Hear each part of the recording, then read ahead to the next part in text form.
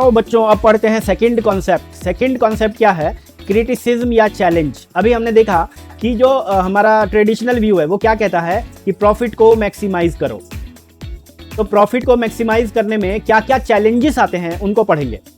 कुछ भी नहीं है, ये बहुत इजी चीज है। Uncertainty and risk. सबसे पहली प्रॉब्लम क्या आती है कि आपको पता है फ्यूचर अनसर्टेन है, तो फ्यूचर अनसर्टेन है तो रिस्क भी होगा, तो प्रॉफिट कैसे मैक्सिमाइज किया, ये पहला चैलेंज। दूसरा है मल्टीप्लिसिटी ऑफ गोल। गोल एक तरह के थोड़े होते हैं, 75 तरह के गोल्स होते हैं। जैसे आपके भी गोल्स होंगे। आपका गोल है पढ़ाई करना, ठीक है, यूजीसी नेट पास करना, उसके बाद आपको जॉब मिलना, उसके बाद आप शादी करना, बच्चे करना, घर लेना, गाड़ी लेना, बंगले लेना। तरह तरह के गोल्स होते हैं। इसी तरीके से ऑर्गेनाइजेशन में भी कई तरह के गोल होते हैं, जैसे एम्प्लॉय को रिटेन करके रखना, कस्टमर को सेटिस्फाई करना, अच्छा प्रोडक्ट बेचना, मार्केट में एक्सपेंशन करना, इनोवेशन करना, नई तकनीक को खरीद के लाना। तो अलग अलग तरह के गोल होते हैं। तो इन तरह बहुत सारी चीजों में प्रॉफिट मैक्सिमाइज करना एक चैलेंज बन जाता है।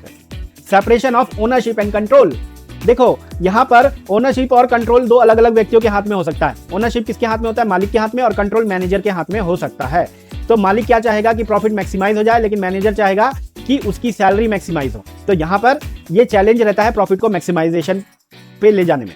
दूसरा है difficult in measuring profit. Profit measure करना भी डिफिकल्ट हो जाता है, क्योंकि वहां पर एम्बिग्यूटी है accounting profit versus economic profit में। आपको पता है अकाउंटिंग प्रॉफिट अलग होता है, इकोनॉमिक प्रॉफिट अलग होता है, तो उसको मेजर करना भी एक टफ काम है। दूसरा और आखिरी है सोशल एंड लीगल कॉन्स्टेंट।